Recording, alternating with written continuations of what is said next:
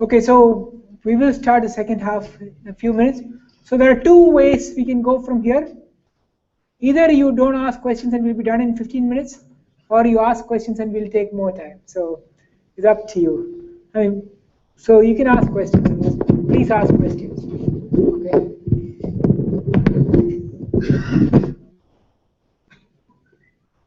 Especially if you want me to explain some things, because a lot of what I'm trying to convey is now it's part intuition and part math. Okay, so there's a lot more intuition that I can put in words.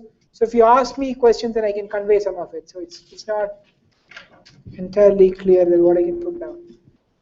Okay, so the second way I'm trying to restrict my computation of boundary points is using what I call concave models. This is not a new observation, but it's somewhat, some of the techniques that developed from here are new. So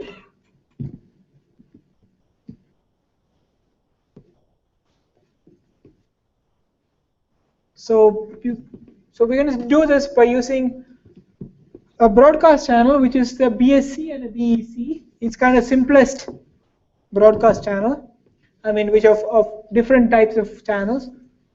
So in general, I'm going to denote the crossover probability by E and the erasure probability by E. Okay, that's a BSC, BEC broadcast channel. So if you look at the old times I mean early 70s, I mean early late 70s, a lot of the results took the flavor. So Tom Coe introduced the idea of superposition coding. He said that, okay, one receiver is better than the other, then you can kind of, the better receiver decodes the message for the weaker receiver, and then he can decode something finer. So they were trying to relax this notion of what is a better receiver. Okay, and so there were several notions. So there were various partial orders. So the first order was degraded.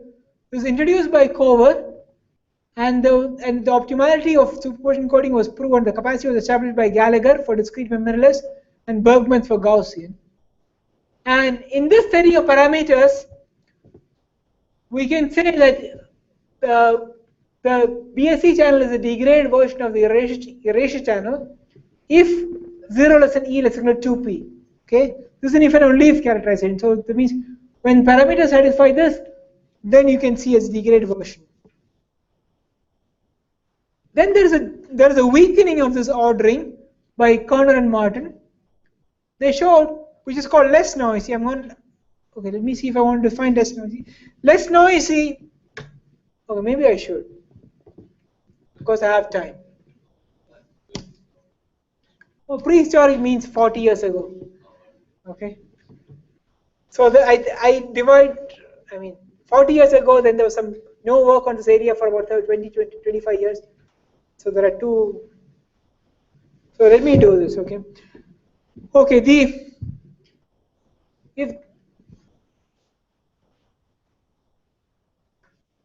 I want to make a few comments here.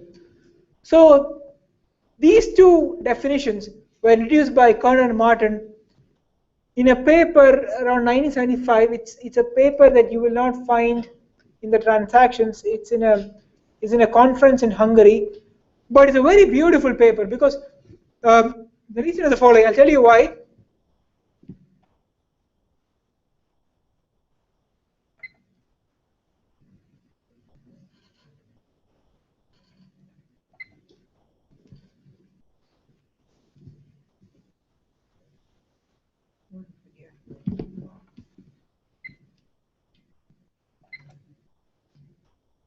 Yes, should come. Okay, so what is less noisy? Most of you that have seen any of this would think of less noisy as a broadcast channel Q of YZ. So this is less noisy, YZ given X, less noisy, for which IUY, so Y is less noisy than Z, it's an ordering, bigger than or equal to IUZ for every U to X to YZ. That means for every auxiliary that sits behind X, this ordering holds. That's what that's what most people now know less noisy as. Okay, but this is not the definition. When they introduced less noisy, this is not the definition. They had a very nice operational definition. They had a very nice n-letter definition. It said that you take xn, you take the set of all sequences, you take any set B here of sequence in xn, you pass this collection through the channel, say y given x, you have this.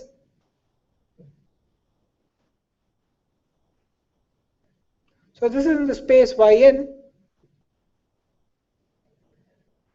this is in the space zn. So this is kind of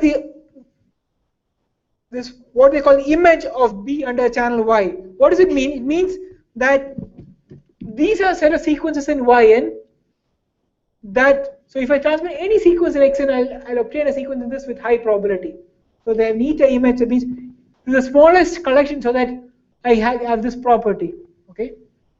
So for you can think of it's the union of all the typical balls of the points here. That's what this is. And similarly, the union of all typical balls in Z. So their definition of less noisy was that this Y is less noisy than Z if for every B, the fraction of the volume that an image, the fraction of the image of in Y is smaller than the fraction in Z. That means it spreads out much smaller in Y than Z. Okay? And then they showed that this operational thing was exactly equivalent to this. Okay, so that's, but most people forget this operational meaning and they just, okay, less noisy is just this. I think the operational thing is much more beautiful. And then the way how they reduce it from that to this, it's a very nice paper. They have a sequence of 3 or 4 papers where they do images of a set and their applications. And I think Martin thinks, I mean, she told me that she thinks that collection is a favorite piece of work in the whole life. Okay, and it's a very nice paper. Unfortunately, people get lost because you don't need this anymore. There are ways to get around this, but it's a very nice sequence. So I just want to mention this because some.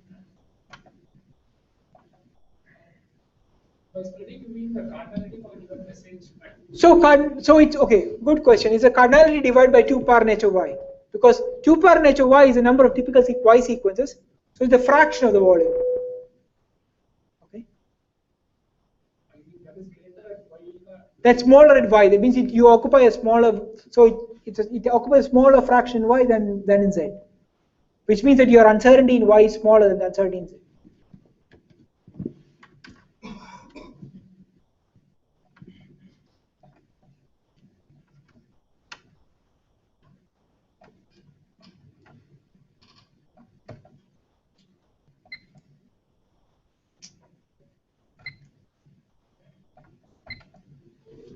Okay. So that's less noisy. More capable is similar. More capable means that if I take any code book for one receiver, you can essentially that's a good code book for the other receiver. So that's more capable. And so Kurt and Martin showed the less noisy definition. They showed that for the capacity also. And they introduced this class of more capable, and Abbas Al-Gamal showed the capacity. So if I look at this example, this has a very nice feature. For these range of parameters is degraded. Okay, degraded is contained inside less noisy, and less noisy is considered more capable. So general picture is that you have something like, it's a quick. So you have degraded, which is the most restrictive class, which is what Tom Core introduced. Then there's less noisy, and then there's more capable. And you can see the strict inclusion here. So from 0 to 2p, this is I mean, I'm assuming p is less than half. So from 0 to 2p is degraded. From 0 to e less than 4p times 1 minus p is less noisy, and 0 less than e less than h of p is more capable. So when I have these 3 parameters, it's in this parameter regime, I know the capacity. This was known from the 70s. So what is not known?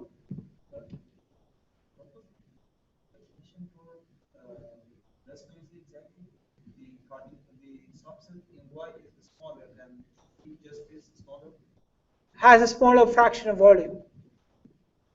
That's their original definition. For every b, for every you take any b in xn, look at the image size in yn, look at the fraction of volume it occupies in yn. That's smaller in y than in z.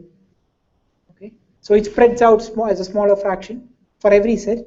Then they show that's equivalent to IUX is less than IU. I mean IUY is less than IU, bigger than IU. Okay.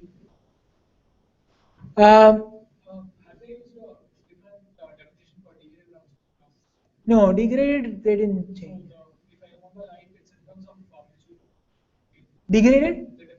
No, degraded means that I can concatenate two channels. So one, I can after one channel I can concatenate another channel. I mean, there is difference between physically and stochastically degraded, but that as long as I mean you can couple it. I mean, so that is the definition. Degraded is that's always the same definition. That means you can concatenate another channel to it, and whether it's so that's and more capable as also the operator definition. But if I have a good code book for one receiver, so Y is more capable than Z. If any good code book for Z essentially acts as a good code book for Y, that means Y can distinguish. That's more capable definition. And for all of these, supermodel encoding is optimal. Okay, and if you want, this is just IXY bigger than IXZ. That's the way people understand it now. Okay, so what is left is this regime. H of E is bigger than, erasure is so high that it's bigger than entropy of P and it's smaller than 1. Okay, so how do I show, how does one show the capacity? So here we take the outer bound. So far I've been talking inner bounds of various things. I take the outer bound. This outer bound is due to Kerner-Martin. I'm going to take the outer bound. I'm going to evaluate this and see if this outer bound evaluates something I can achieve. If this outer bound evaluates something I can achieve, then I can show that that's a capacity. So that's the approach. So that's why just writing an outer bound doesn't suffice. I need to evaluate this. So again, I want to look at the extremal auxiliaries and so on and so forth. Okay. So that's the idea. So I want to evaluate this. So I mean, this is an outer bound. So let me try to evaluate this. So if any R1 R2 belongs to outer bound, then R1 plus R2 must be less than maximum over PVX of, okay, I wrote 2 IVZ. There should be just one of them, just IVZ plus IXY given B. Okay. And just IVZ plus IXY given B. So let me do some manipulations, and these are important for the small remaining part. So if I want to maximize over IVZ over joint loss IVX plus IXY given V, this is the same thing. I just copied it. So again, I'm going to write IVZ as IXZ minus lambda is 1. Okay, IXZ minus IXZ given V. So maybe I should do it here. It's better. Okay, I will fix the slides because today morning I changed from generic lambda to lambda equal 1. And I didn't change the slides properly. So let me do it on the. Let me do it here. Okay, I want to maximize.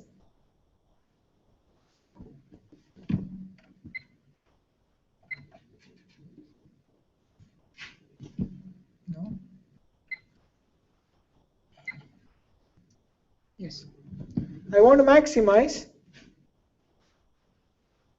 Okay, this is, I mean, one of two things that might be useful to take away from this talk. I want to maximize over PVX IVZ plus IXY given V. Now, V to X to YZ is Markov. Therefore, IVZ, I can write this as IX, okay, I'm not going to use the Markov property yet, IXVZ minus IXZ given V. Now, by using the Markov property, I know that that's equal to IXZ minus IXZ given V. Therefore, my maximization maximize over PVX IVZ plus Ixy given V becomes equal to maximize over P Vx. I'm going to substitute this. So it's Ixz plus Ixy given V minus Ixz given V.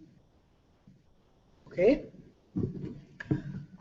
This doesn't depend on V, so I'm going to write this as maximization first over P of x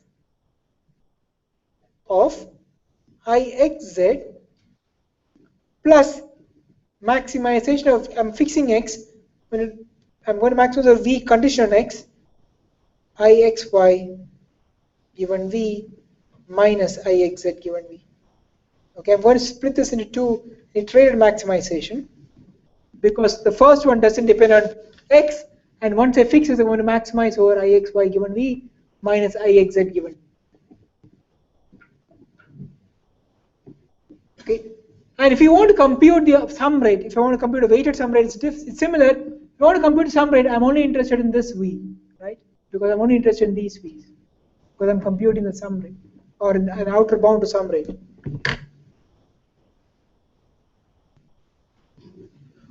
If I give you the function Ixy minus Ixz, so this is the function of, say, P of x. This is a function. If I fix a channel, once the channel is fixed, it's a function of P of x. Right? I'm fixing channel when channel Q of yz given x is fixed. Okay. So what do you think is max? Okay, let me draw it for you. Let me just give you an illustration. Suppose this is my curve, Ixy minus Ixz. Okay, and suppose x is binary, so I can draw it in a curve. So what is maximum over P V given x of Ixy given V minus Ixz given V? What do you think this function is?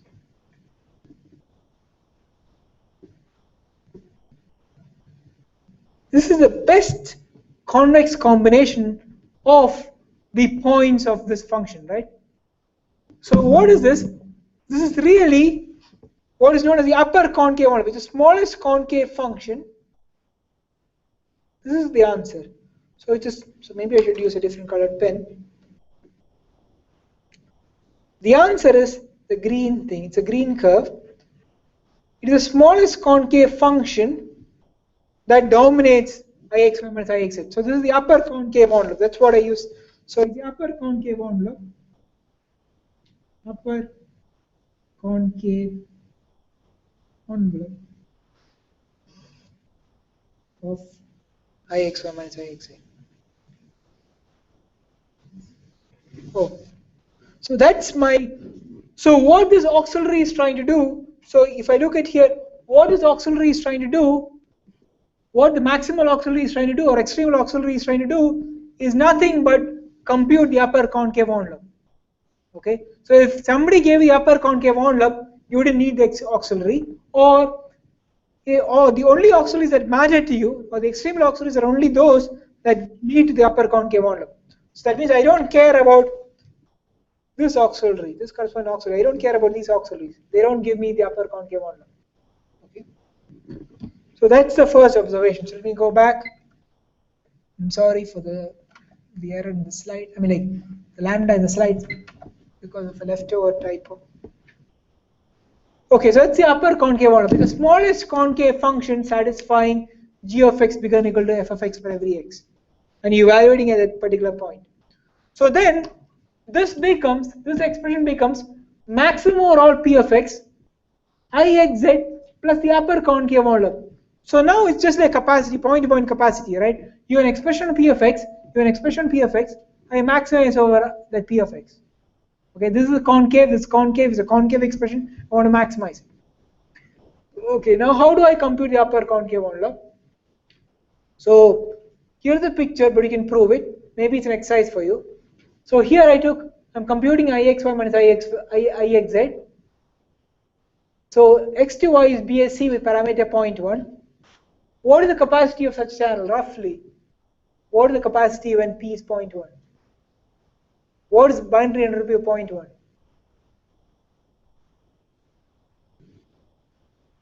Who has played around with binary entropy function? This is very close to 0.5, it's like 0.48 or something. So if I look what parameter P gives me 0.5, it's like 0.1104. So 0.1 is very close to 0.5. Okay. And the BEC is 0.55, so E is bigger than H of P, right? So I took a larger E. So when I plot the difference, you can show that it has this picture. Okay, the derivative of BEC at 0 and 1 is infinity, so it has to go down because BSC is much more smoothing. But then it goes up. Okay, how would you show such a picture? I mean, this is not convex or concave, right? How would you prove it? Take the second derivative to show that at most 2 points of inflection. Okay, that's the way I would show it. I mean, that's the way I show it. So you just take the second derivative, show that it's a quadratic, and you at most 2 points of inflection. That means it changes the sign of second derivative only twice. So it starts out as convex, goes up to concave, comes back as convex, and it's symmetric. Okay, so what is the maximum of Ixy minus Ixz? So again, lambda is coming in, I should remove it. So this happens at 0.5 by symmetry, because the stationary point, there are only 3 stationary points. So this happens at 0.5, and therefore, so the maximum becomes what? So this maximum is less than the maximum, the first maximum plus second maximum, right? Because maximum of sum is less than sum of the maximums. The first maximum, because BEC is 1 minus epsilon, 1 minus E. And this maximum I told you happens at 0.5. You can show that, and that's 1 minus H of P minus 1 minus H of P, difference of capacities. That's 1 minus H of P. Therefore, R1 plus R2 is less than H of 1 minus H of P. Yes. So again, outer bound, which says the sum rate must be less than 1 minus H of P. Is this achievable? Is this sum rate achievable? It's a capacity for the BSC channel, right? So it's achievable, right? A similar calculation for lambda became one. I removed it because it is more confusing. So you can show that as long as lambda is less than something, it's 1 minus H of P. As long as lambda is bigger than this ratio, it's lambda times 1 minus epsilon. Okay? Okay, who is awake? I'm going to ask the question. What is this region? What is this region? I'm giving you R1 plus lambda R2 for various choices of lambda when it's bigger than 1. I know R1 plus R2 is attaining one corner point. What is this region? What is the capacity region? I mean, what is this region? How does it plot? Is it convex? It is what? Okay, maybe 1 minute. Plot. So what is it? Okay, where do I get equality here? When R1 is 0 and R2 is 1 minus E, right? Correct? So I get equality at both the corner points. Okay? So what is the convex region? Well, supporting hyperplanes, they meet either at 1 minus H of P or at 1 minus E. They either meet here or here. It's the time division region, right? Because I mean, the slope, as long as you hit the slope, you only meet here. The moment the slope is straight, that's exactly 1 minus H of P or 1 minus E. You get this line. The moment you increase slope, you just hit here, right? So this region is nothing but time division. Okay. So when you evaluate outer bound, it just reduces time division. You didn't get a converse by usual converse techniques, but if you just go on and evaluate the outer bound for this channel, you get time division, and clearly that's achievable, right? It's just time division region. Is this clear or no? So here is an example of a channel where I can't prove a converse in the normal way. Like I can't show that. Okay, if somebody says show time division, I have an outer bound. I just evaluate the outer bound. I compute exactly what the outer bound is. and I see that there's something achievable. Okay, that's what I'm saying. Sometimes it helps to compute explicitly what the maximizers are. So this is capacity results using extremal distributions. Okay, so MIMO Gaussian broadcast channel I told you before. Well, they really went through the extremal distribution. They did KKT conditions. They found so many things, and they showed that the things collapsed. They showed dirty paper coding was equal to something enhanced mean. It's a 2D forwards, okay, and it won the best paper award. And they showed that the things collapse. All their 40-page paper shows is that two bounds match in some way. Okay. But the tools they use, I mean, they use a lot of tools. Okay, same thing in a much simpler setting. I showed this for the BSc, BEC. But now I want to say, this was before people knew that the auxiliaries gave you just concave envelopes. Okay, once you had the idea that the optimal, the extremal auxiliaries were nothing but a way of computing the concave envelopes, once the intuition came into being, things became much more simpler. So if I use a concave envelopes, I can recover these two results. In fact, I wrote a paper which got published just a few months ago. This whole result is almost in half a page. That's all it takes. And once you have it, once you understand it's concave envelopes, and once you're doing properties of concave envelopes, it all collapses. And we can use this to get much more. I mean, so this paper contains all the broadcast channels that we know. Discrete memory. I mean, so it's not. It looks something special, but it actually contains all and even more classes. So once you realize that all you're doing is concave envelopes, all some of the auxiliaries are doing is computing concave envelopes, things become much easier. And some other results using concave envelopes, we showed the strict suboptimality of UV outer bound. That's why I didn't. So this was the best known outer bound, and we showed the strict suboptimality. That means we know that this is not optimal. We don't know a similar statement for the inner bound, but we know the outer bound is optimal. Again, all of this required us to compute certain regions explicitly. And when you start computing certain regions explicitly, you start to see patterns, you start to see results, and you work very hard, you get this, and then you say, oh, maybe there's something. And that it took a few years to realize that what we're doing is computing concave envelopes and so on. And then they had properties and so on. Okay, here is the thing. I don't think I can show you this. It's a bit more involved. So we had two ideas. One is perturbation and concave envelope. So we combined perturbation idea and concave envelope to find improved cardinality bounds and modern achievable region. Okay, and we showed that size of U plus size of V is less than equal to X plus 1. That's enough. There are two things that I like this bound for two reasons. One, U is a message rate you're transmitting to one receiver, V is a message you're transmitting to the other receiver. This shows the trade-off, very nice trade-off in this space. This shows that if I increase U, I have to reduce size of V. It's really the broadcast channel trade-off. How much can simultaneously? There is a trade-off here that's somehow captured not in the message but in the spaces. Suddenly it becomes, and also this is a very nice bound because even when X is 2 is trivial because U plus V is less than 3, which means that one of them is trivial and one of them is X. U is equal to X, V is trivial, or V equal to X is trivial. But even when 3 plus 2, that's a worst case, is binary and ternary. Suddenly you can compute martins on a computer, right? It becomes a,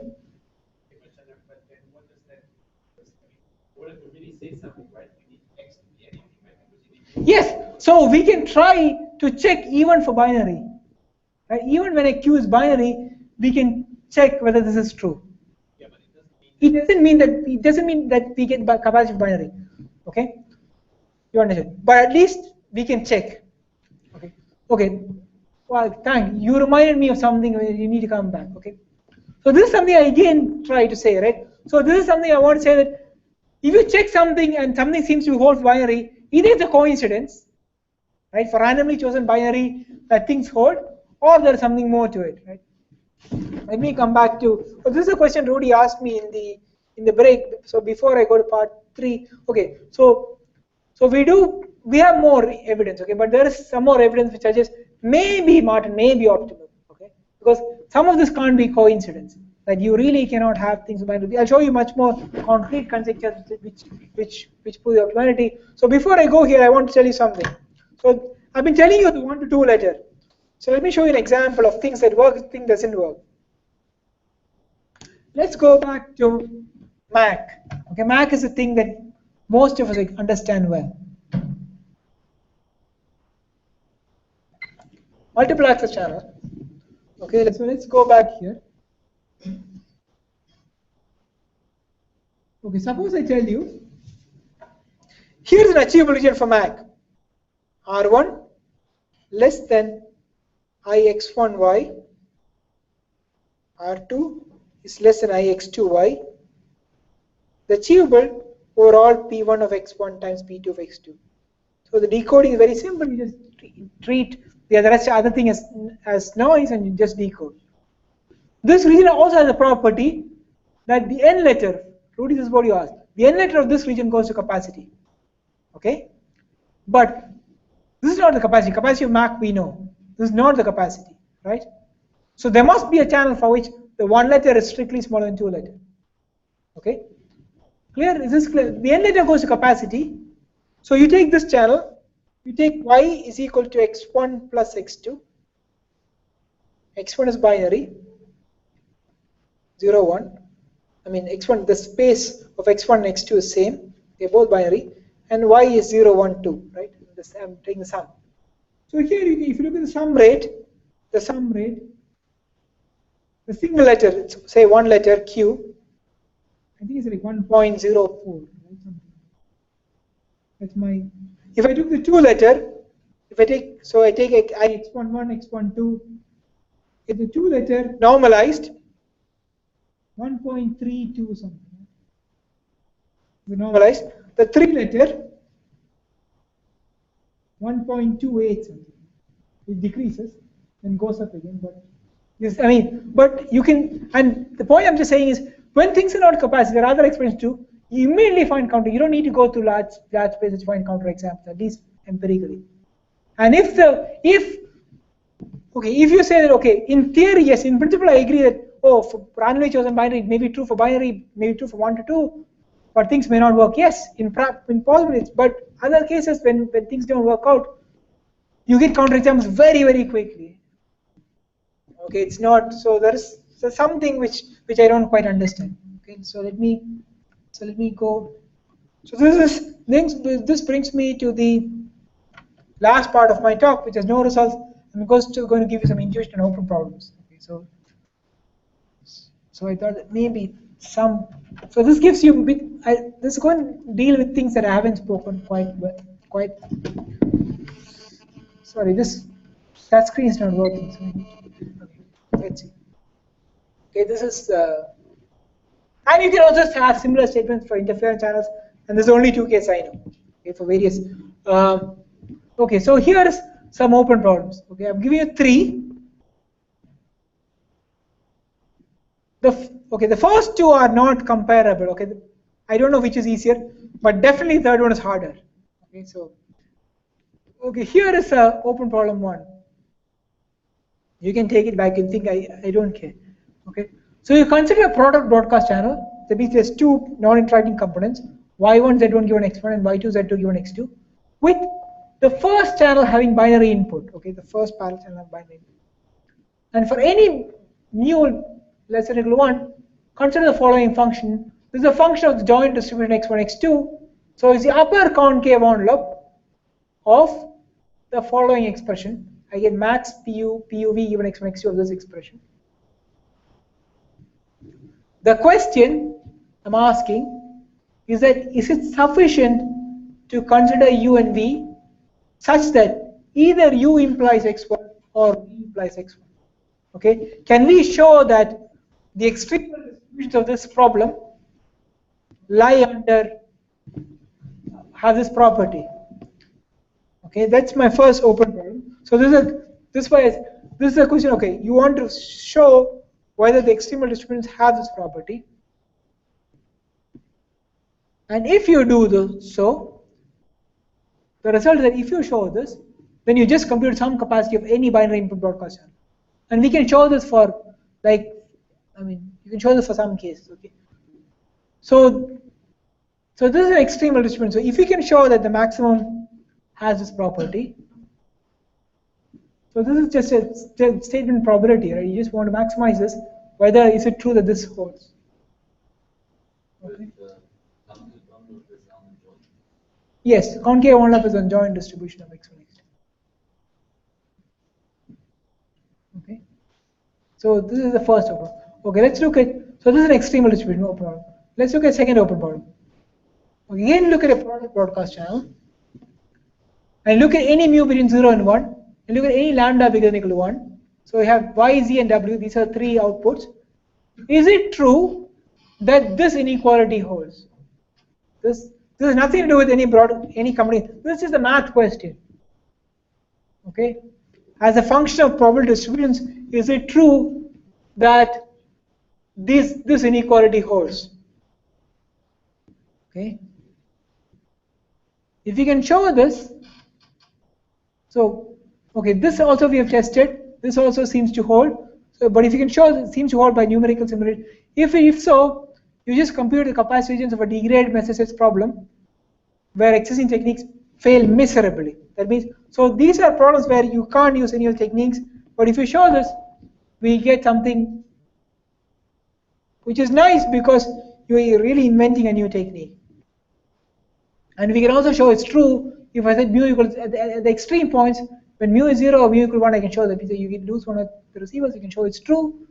And this is a property just like subadditivity. So you're asking whether a particular functional on joint distributions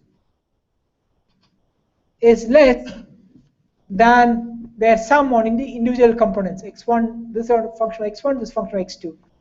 And here's, so this is just for capacity, we want Q cross Q, right? And we want only value, we want the maximum value to be same across the thing. So here I'm saying, okay, you take any product channel, you take any pair of distributions, is this true?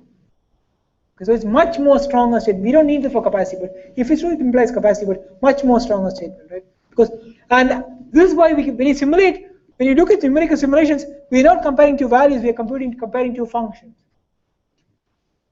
So if this seems to be true, I mean, even if for small cardinalities, and there's just concave envelopes here. There's no auxiliaries other than concave envelopes. There's just a concave envelopes here, and we can show it. So this seems to suggest that there's something happening.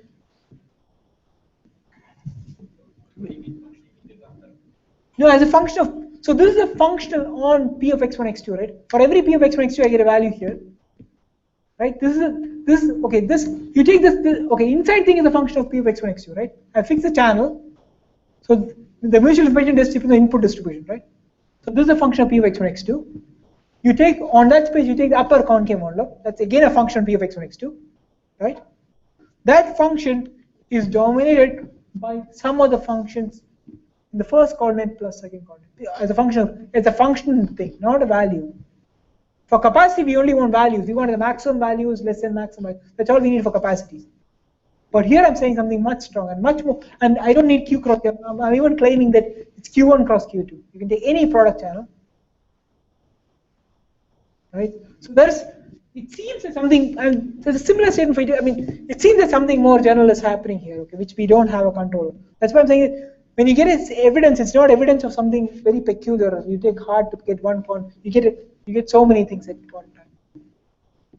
Okay, so this I call tensorization conjecture, or factorization conjecture. This is extremal distribution conjecture. Okay, so this is identifying properties of extremal distributions. This is showing tensorization. Okay, now this is the granddaddy. Okay, you combine both. So you have a broadcast channel. Is it true that this conjecture holds? Okay. So here you have extreme points, concave envelope extreme points, and tensorization. And we can verify this for binary cross binary. And if this shows, you just shown optimality of margins in your model. Okay. So this is the hard one. But this I'm very far from, because see there are two components. I have no idea. I need still to restrict the extremal distributions and then prove singularization. Okay. But I can verify this. But this is much stronger than margins in a bound, because I'm not saying that margins. I'm showing again a property of functionals. Right. This is true, and that's why it seems a bit strange. Okay. That's the end of my talk. Oh, so a similar story can be said of interference channels. I mean, so because we've done very less, we have tried for certain channels we can evaluate. So understanding, so I was trying to look at a couple of fundamental problems and seeing okay, these two regions, there's no counterexample. So my first thing was, can I find a counterexample quickly? So I spent a few years trying to restrict extremal distributions to compute them. And then we couldn't find counterexamples. So what I realized that you want to look at extremal distributions. So we want to go beyond the traditional representation using auxiliaries, because once you identify that the only auxiliaries that matter to you are the ones that give you the concave envelope, the rest of all are just maybe red herrings, then you go from the union of inequalities to hyperplanes and you get concave envelope and so on. This helps us a lot. Okay, this gave us a bit of leeway. Second thing which I'm still trying, which I have some ideas but not yet done, is establishing tensorizing properties. Because the only way we know to show tensorization is using Gallagher's technique of identifying auxiliaries. So, okay, there may be some other things that there may be some ideas in the last couple of years which come from other parts, but we want to get around this, and there are properties, there seem to be properties functions that allow us to get around this. So these two are giants in the field, right? So they kind of mesmerized us for many, many years with auxiliaries, nice cute representations or cute converses. I think we got stuck here. We need to go back and see what auxiliaries matter to us. I mean, it's only the ones that concave envelope. Do they have properties? Can we use the properties to show tensor? And then Gallagher's technique is again you want to repeat it, but then you get stuck, right? That's where people have been stuck. But you want to go back and say, can I reprove it in different ways? And now there are some examples, very minimal examples, where there are completely different ways of thinking about getting tensorization. So that's all I have to say. That's the end of the talk.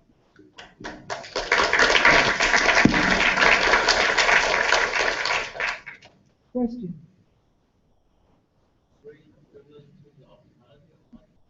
It's not equivalent. This implies not the other way.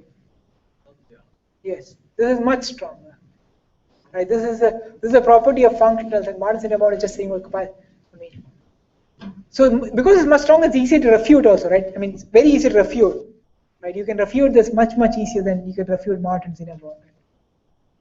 So even this, I mean, all of this.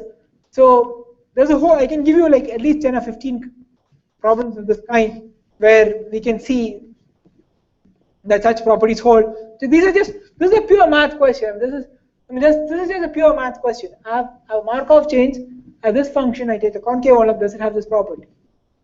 Okay. There's no operational question. It's a clean math question, and it seems to be true. We can't prove it. Okay. We can prove it in the extreme cases. And is it okay? That's one comment. Oh, the other comment is that, oh, there's one more trick. So if I know a lot of you are working in the Gaussian world, if you're working in the Gaussian world, you should actually take a look at this paper. Where is the paper? The paper written with Gang, because that the same ideas in the Gaussian world can kill all up need for EPI. Okay, the same idea. You don't need entropy per inequality any longer. You can recover all the proofs using the same idea. Use concave envelope show tensorization. You get this very simple. Okay, because you want to find extreme, and these are things that matter to you, and you're done. Okay, once you make this realization, it becomes much simpler. So, okay, other questions? You said in the last slide, similar story. Yes.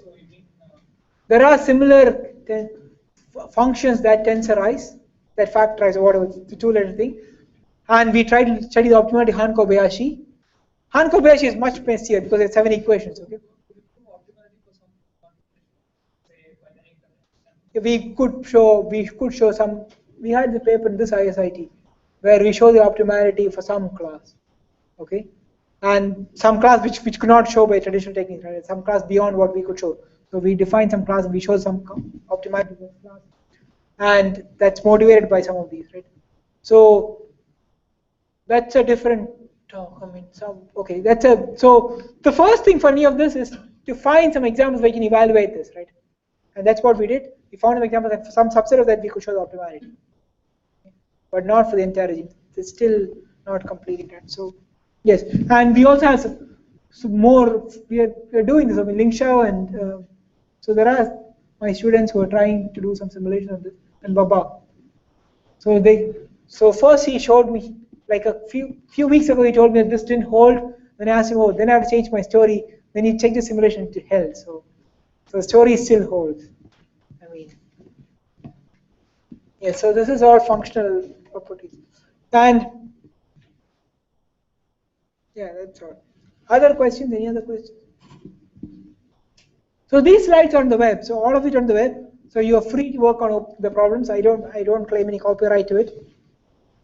Another question. Okay, even if you still have cardinality bounds, how do you evaluate readings from all possible distributions? Oh no, you did do a mesh, right? You do a fine enough mesh. You do a very fine mesh of distributions and see compute these two for fine enough mesh, right? No, mesh means just chop it up finely, chop the distribution. These are continuous functions. You chop it up finely, and you check whether for this pair is it less than the concave single letter thing. For this, so you want to check whether for a 2-point distribution, it's less than some of the 1-point distributions. So you take a finite enough measure 2-point distribution, and you ask that whether that point is contained inside the 1 plus 1 sum, and that you can check. And you check it for a very close enough mesh that you essentially have it done.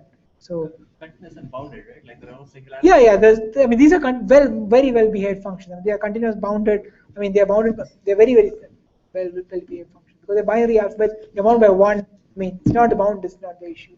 So that's why I said. I mean, this gives you. So every simulation of a channel gives you like tons of points, right? Because you're computing points. But you can do it. It's very fast because when you have cardinality bounds of 3 or 4, that becomes very fast. But when you're at 16 before, you want 4 cross 4. That's impossible. 16 you can't do a mesh that's good enough, right? But that's why when you have u plus b's, I mean, when you have a u plus b is less than 5, you're 3 and 2. 3 and 2 is doable, but not like 5 and 5. That becomes hard.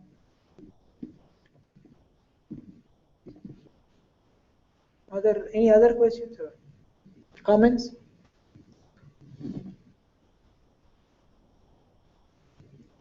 If not, All right, let's thank Chandra and I guess all of the speakers. And yeah, again, the pen is waiting up there. We'll give you a nice little gift. So that I guess concludes the structured part of this lecture of this summer school. First of all, thank you all for being here, for being diligent students, paying attention. I didn't see a single person sleeping. That's already a record in a week-long session. So good job. Tomorrow we'll be having a much more unstructured thing. Okay. Someone wants to say something? yes, I was thinking. I finished early. Yes. Okay. Which means that we can have tomorrow today, and save us the trouble tomorrow morning. I'm sure everybody will be happy for it. Right? If you have any questions on any other talks or questions on the Piazza, posted on Piazza, like this would be a good time to ask. It could be. There's another possibility, which is it's been a long day, and it's also good to have just a little bit. Yes. So the question is up to you whether you want to have it tomorrow. Or you want to open person because Piazza will be open. You can go back to your places. You can look at the slides. You can ask questions. If they both don't answer, I'll ping them and get them to answer some questions on their slides. Okay. Is that okay? So then we don't need to meet tomorrow. I'm sure some people are sick, tired. So let me say this as the organizer, as the person who's whom this responsibility falls. Let me say that since we've dragged people away from a long distance, and if they're willing to be here for a short period tomorrow, it'll be much less structured. Like I realize it's been a long day and so on, so there'll be that. Also, well, we have time until 6 p.m. Which is when that's the soonest we can get dinner, right? So we have like an hour and a half. There's some ways to fill time, which is we can go down, take a photograph, relax, and so on. But how about sort of a compromise solution, which is the following: we stick around for the next half an hour. We do a little bit of a session today, and then tomorrow we'll be here. There'll be tea, there'll be coffee, there'll be whatever. Anyone who wishes to come is welcome to come. Perhaps Alon and Rudy can come for a little bit. We see what happens, and then take it from there. Yes. Okay. The floor is open for questions to any of the speakers here. And this is open. Let me also just make one other quick announcement, which is, well, next year we'll probably, it's still not certain, but we'll probably be doing the same workshop, similar workshop, different speakers, different participants, or maybe some of the same participants, but we'll be doing it in Hong Kong again. So we'd just like to get some feedback from you guys about logistics. We've given each of you a review form, right? So anything goes, anything about logistics, anything about how the talks were structured, like as in, the timing, scheduling, like anything, any feedback you'd like to give us about what we can do to make it better, make the room temperature a little bit higher, higher, make sure there are no cyclones in the neighborhood, like if I can change the weather, I'll try, yeah. So anything that you would like to give us as feedback, you should have slips of paper. Please feel free to give that. Okay. Now, having said that, you have the pieces of paper. You hopefully have pens. Feel free to fill them out. And maybe Chandra, Rudy, and Alon can hold the floor for the next half an hour or so. Then, if they can ask questions, if we can answer. Okay. At this point, I'm going to recede, and yes. I'll let you shoot. So there are 4 speakers here. If you have any questions for any of us.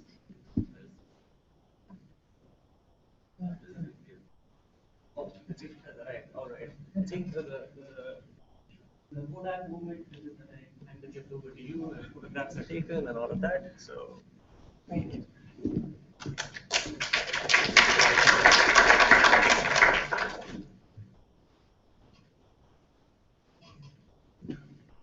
Okay, let me go back and ask some questions because I put some whys here, right? Let me ask if somebody has a why. Because then I can see if there was a why here.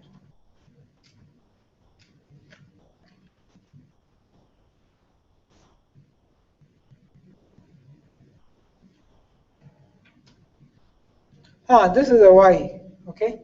Why do you think this is true? Why does it suffice to consider either this or this for Mac? Let me write down the Mac expression. I don't know whether I have the Mac expression here. Let me ask this question because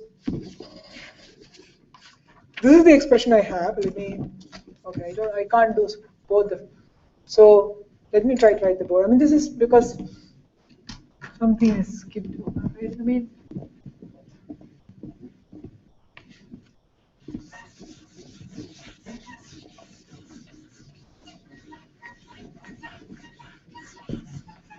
and the reason I'm asking is this why is, I mean, if you think about it, it needs some thought, right?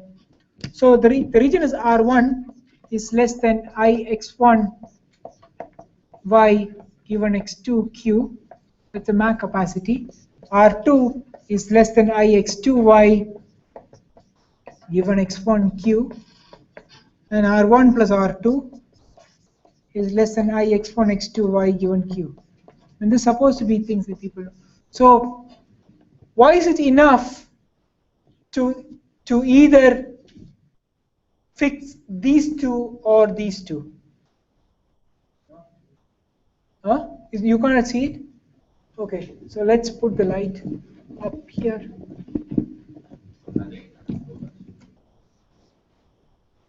No, but I lose this, so you need this. Can you see? No. Can you see or no? No. Can you see? Okay, why is it enough to look at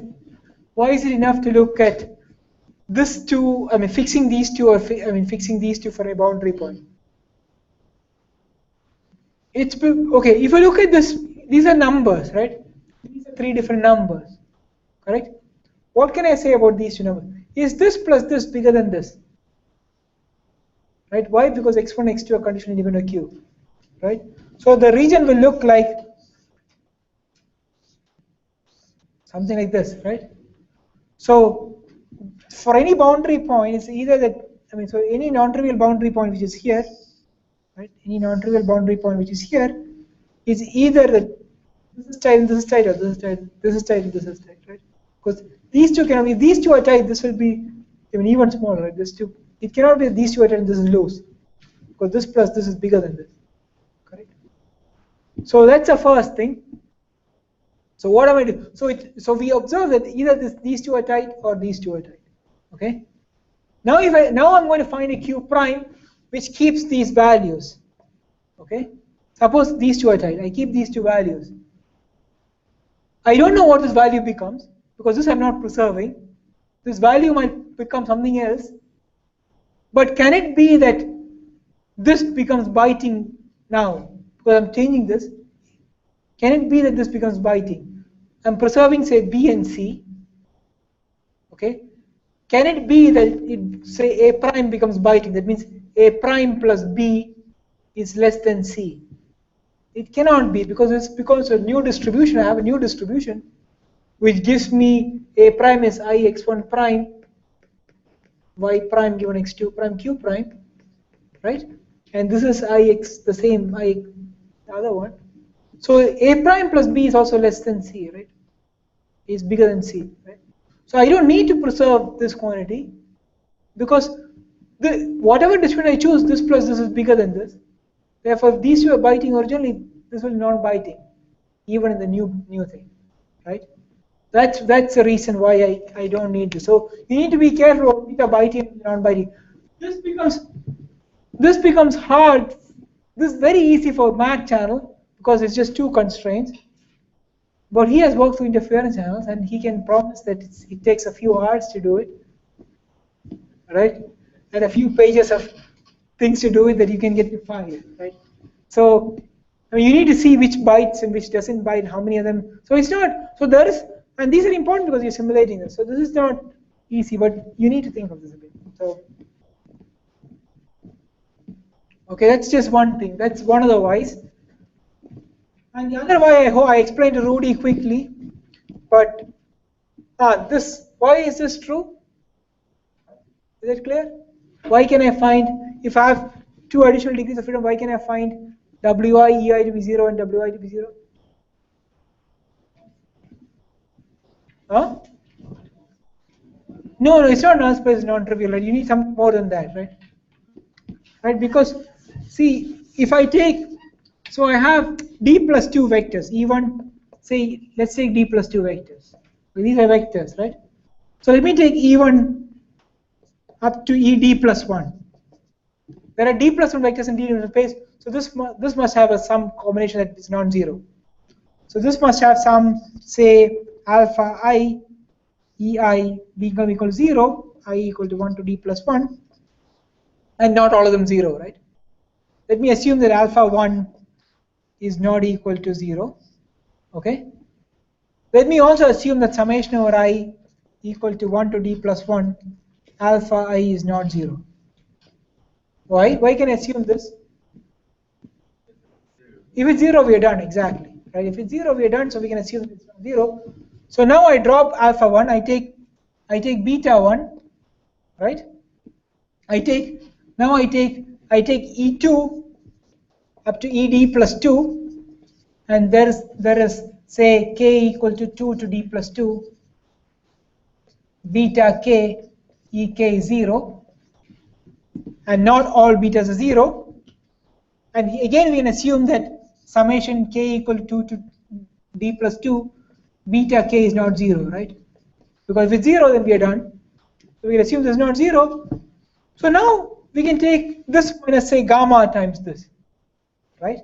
And you can choose gamma to make the total sum to be 0.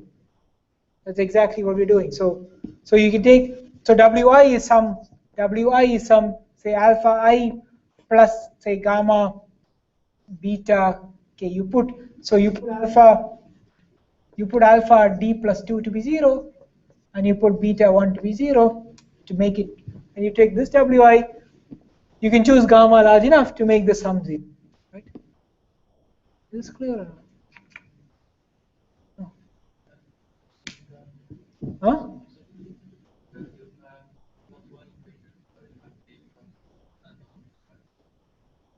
You have d plus 2 unknowns, yes, and you have yes. So this is non-trivial null space in terms of this. That's another way to see it. So yes, d plus 2. So You can reduce it to 1. Okay, what else is there? Okay, but I'm not speaking, so you have to ask questions, otherwise you can't earn your banquet. Other people. Today morning, Professor Ohama, you're very nice. Can you explain my maximization? Why is it given maximization? Oh, why is this? Oh, okay. So let me go. That's okay. That's kind of okay. Let me do it in the visual presenter. Okay, that's better maybe. Are you asking to kill time? Or you ask? No, you are asking really, right? Okay. So here is the.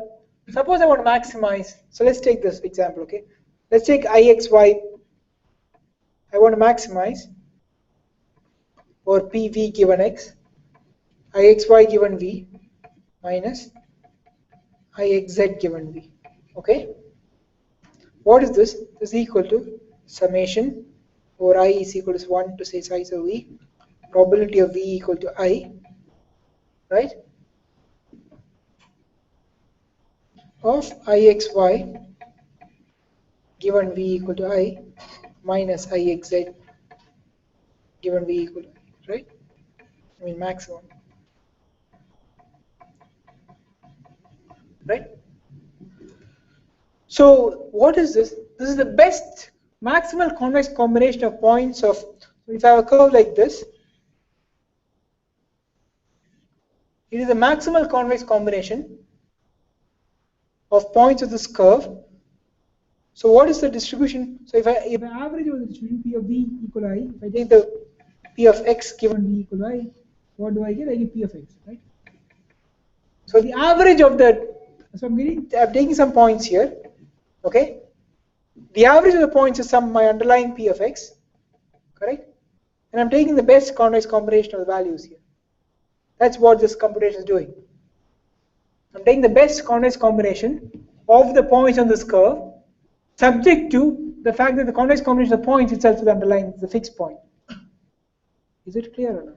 So this is maximizing. So this is the maximization of points on the space, right? My space is P of X distributions, right? The convex combination of the space is my given P of X, and this is the convex combination of the function on the space. So I want to maximize the value of the functions, the convex combination of the function of the space, subject to my convex combination of the points in space be a given point, right? I claim that that's the smallest concave function that dominates this. Why? The curve is different than mutual information for different probability distributions, right? So it's a P of X that maps to IXY minus IXZ. Each value of no. So you take this distribution. For every value of V, I have a P of X given V equal to I, right? It's one point in the space. Okay, that right, and that's what I'm evaluating that's what I'm evaluating, right? And for those probability distributions, I'm taking a convex closure, I'm getting a convex combination, I'm taking the best convex combination. So I claim that the best convex combination is equal to the smallest concave envelope. That's like a duality. Why? Because clearly, so if g of x is bigger than f of x, right? And that's a concave envelope, then g of x, see, suppose I take summation alpha I f of x psi, so this must be less than or equal to summation alpha I g of x psi, right? Because g of x is bigger than f of x for every x, correct? And this is concave, therefore this must be less than or equal to g of summation alpha I xi, and that's x, so this is g of x. So g of x is better than this convex combination for any convex combination, so it's bigger than best convex combination, right? But the best convex combination is easy to see it's concave, because if I can improve it, then it's okay. So the best convex combination is really the smallest concave envelope. It's like a duality kind of thing, but Same thing. Is this clearer? So then you're just computing the concave envelope. And this is just some, yes, this, yeah, this, I should have given it the y, but it's an observation. I mean, this is kind of straightforward. But once you understand that this is exactly what you do, right? You manipulate right in this form, and then see, you need to ask the right question. Right? The question is, which function do I take? Right? I mean, I took, like, sometimes it's not clear as to which functions concave envelope you should take. How should you take out the parts and things like that, right? So that there is some art in that, but let's ignore the art, and let's see. So that's where the concave envelope comes. It's natural. I think if once you think of it, it's natural. So once people understand it, oh, that's it, it's obvious. But the non-obvious part is that these don't go over all the auxiliaries. They only go over. So the only things you're interested in those that give you the concave envelope, right? Is not all the auxiliaries. So this has some value. The value is kind of implicit, but it can be used explicitly for computing certain things. Other question?